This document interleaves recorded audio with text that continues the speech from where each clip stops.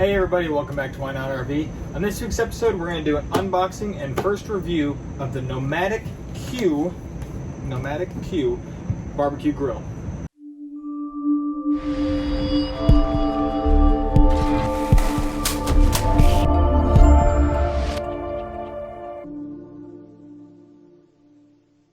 Remember, if you want to learn more and make less mistakes while RVing, be sure to hit that subscribe button, drop a like and a comment down below. I appreciate it.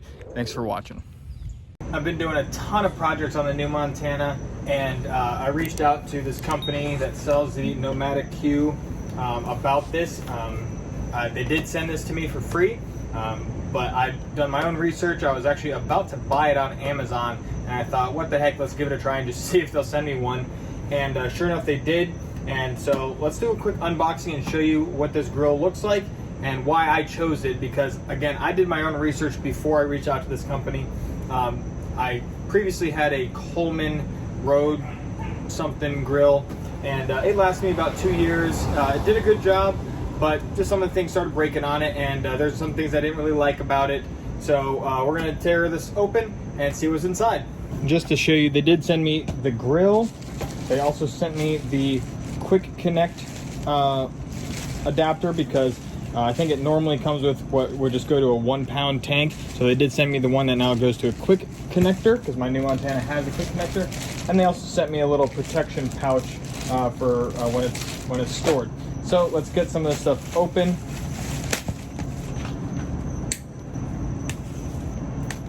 All right, so let's see how long of a hose this is. Wow, jeez. Does it say on here? Let me see. That's 10 feet. That's a 10-foot adapter that they send you. That is ridiculous. That is, fortunately, my adapter is right here on the side of the RV, but I guess 10 feet might be needed for some people, so that's awesome. Let me set this to the side. Get the pouch opened. It's basically just a nice neoprene style pouch with a little zipper on the side. All right, now for the big daddy. Let's get the grill itself open.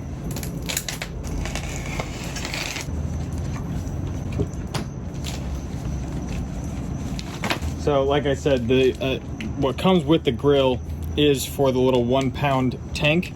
I am still going to obviously keep this, because you never know when you might want to just go on a smaller adventure and you don't have your full-blown RV with you. We got our instruction manual, but you know what I like to do with these.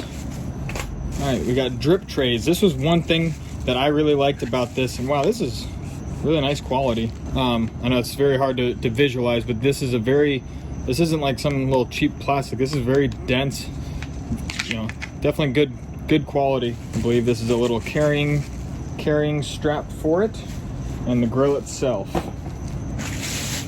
comes with a quick installation guide.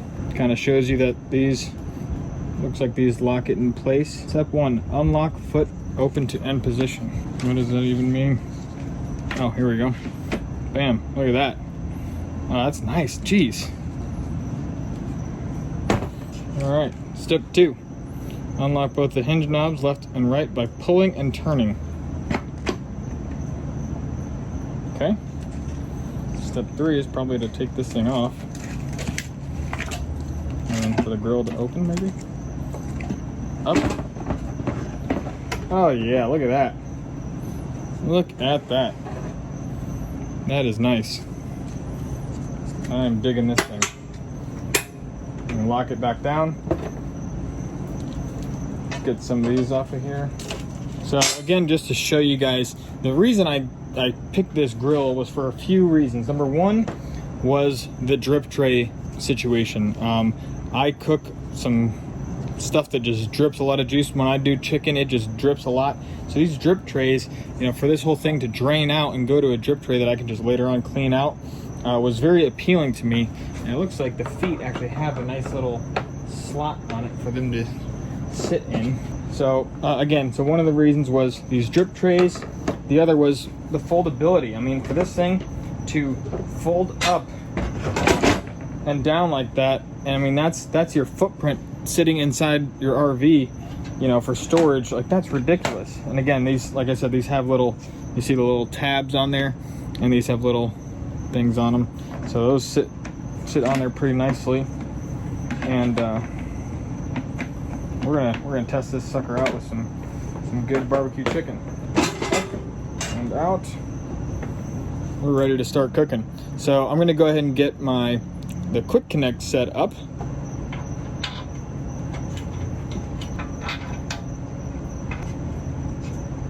Let's go ahead and connect to the RV, and let's see if I can blow myself up a little bit. And there goes one. There it is.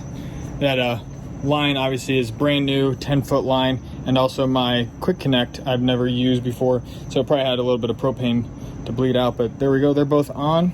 We're gonna get these, I got them on full high, and we are gonna cook my barbecue chicken tonight, just because it's something I'm super comfortable cooking with. So I don't want anyone thinking that I'm just hyping up a product, because again, this is brand new.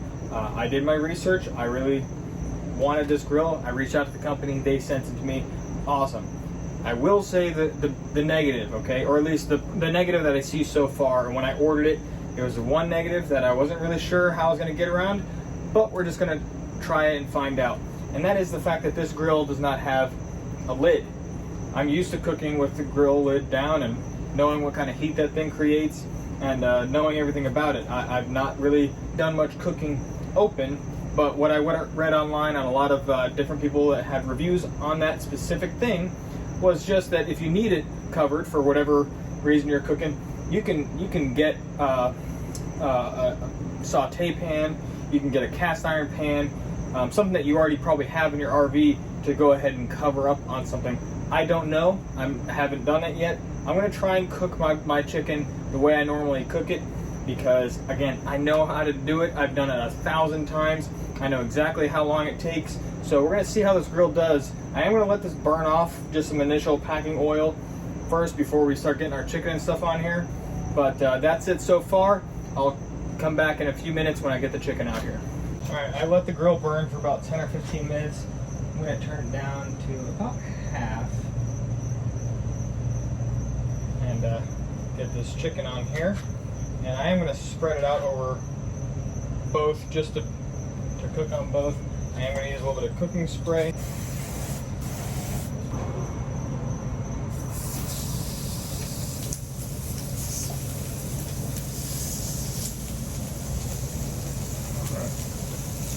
I'm going to let this stay on here for about 10 minutes and then come back and flip it.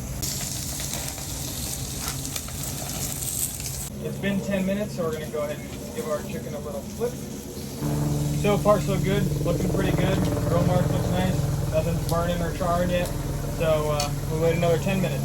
The drip trays have been doing awesome. Obviously the thighs are dripping a lot more fat than the legs, but they're doing their job. So I'm really enjoying that aspect of it. So if you're following along for cooking, basically all we're doing is 10 minutes, 10 minutes, 10 minutes, 5 minutes, 5 minutes, 5 minutes. So a total of 45 minutes of cook time on like a low to medium. I did end up turning it up to about a third, maybe halfway. No, definitely more like it's about a third on this particular grill. If you're on a regular grill, you cook it all the way down. But now we're in the last 10 minutes, and so we put some barbecue sauce on top. I always prefer Sweet Baby Ray's. Now that our barbecue sauce on here, we're going to wait about 5 minutes, and then we're going to flip these and do another layer of barbecue sauce, and then we are done. All right, so this last little bit has gone really good. I did the 5 minutes on barbecue sauce, flipped it again, 5 minutes, and now we are looking pretty much done. So we're going to go ahead and pull the chicken off.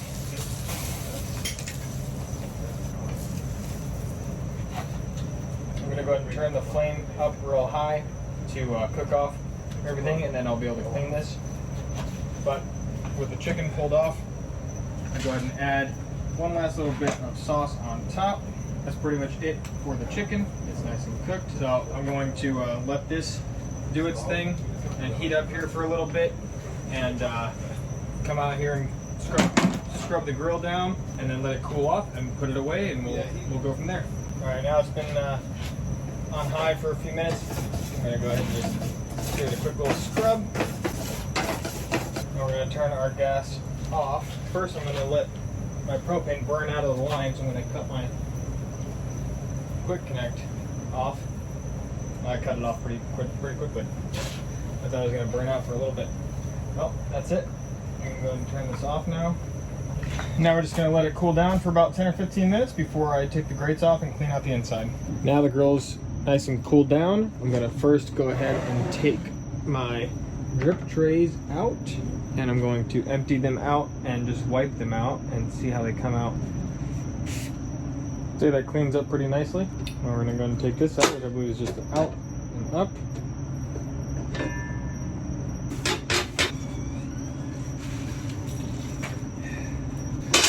Alright, well that's all I'm doing right now on the grill for its cleaning. I'm just going to wipe my hands real quick and disconnect our propane and fold it back up.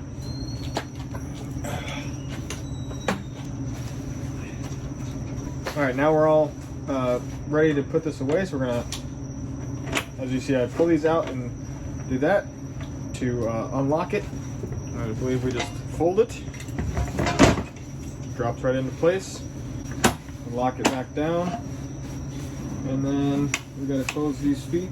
Oh, that's it. Just close them up. Bam. There it is. The NomadiQ barbecue grill. First impressions, no real complaints.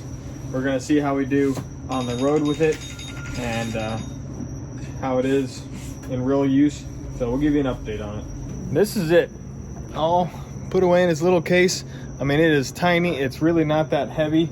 And, you know, if you're obviously doing like tailgating and that kind of camping, that's an awesome grill. If you're full-time, probably not going to be the right grill for you. Just off first impressions.